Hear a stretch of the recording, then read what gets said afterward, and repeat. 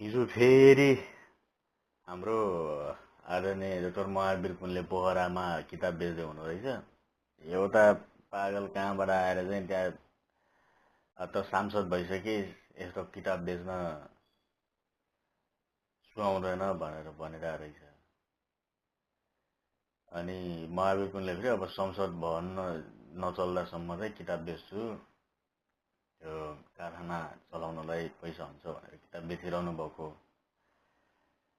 त्यो पक्कै एउटा कुनै न कुनै पार्टीको झोले हुनुपर्छ त्यो मान्छे। मलाई त यस्तो रिस उठिरहेको थियो कि अब महावीर कुनलाई त्यस्तो भन्दाखेरि त म त्यही हुँदैन नि समालेर दिँदै बस्छौँ, त्यही हुन्थ्यो भनेर त्यस्तो रिस उठिरहेको थियो मलाई।